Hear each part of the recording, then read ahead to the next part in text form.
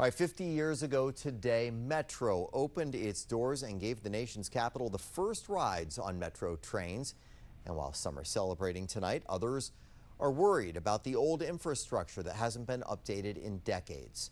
Before heading to that breaking travel news, our Tom Rousey spoke with Metro's leader about what needs to be fixed for riders.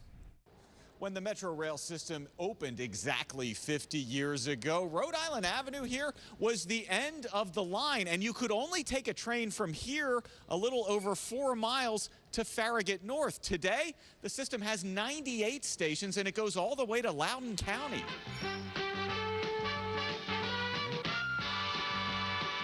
This film shows Metrorail in its early days. The film encourages people to ride so they can avoid paying gas prices as high as 54 cents a gallon. No traffic jams.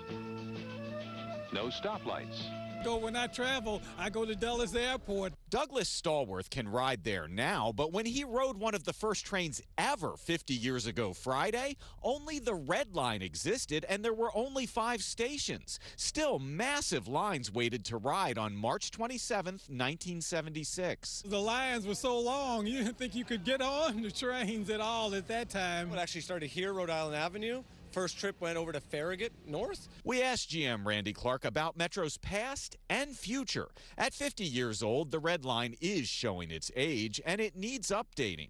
Last fall, Metro showed us the signaling system that helps run Metrorail at one of the original stations, Farragut North. Signaling system problems often cause delays, and replacing it is a top priority. Red Line's the oldest, it's the busiest, it has to go first. So that's that modernization we got to do. That costs a lot of money, but it's investments because we want this thing to be great for the next 50 years. As far as the next 50 years, Clark has launched a plan he hopes will lead to fully automated trains that will not require an operator to run them. We went to Europe and Asia. Those are the best type of systems in the world. We need to work that. They're much safer, higher reliability, more efficient. The Metro GM says even if technology like self-driving cars becomes the norm, Metro is not going anywhere. Do all the autonomous vehicles you want.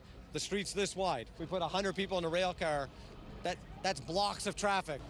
Now, Clark mentioned his plans cost money. Right now, legislatures in Maryland, Virginia, and here in D.C.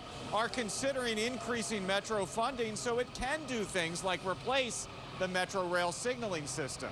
In Northeast D.C., Tom Rousey, 7 News.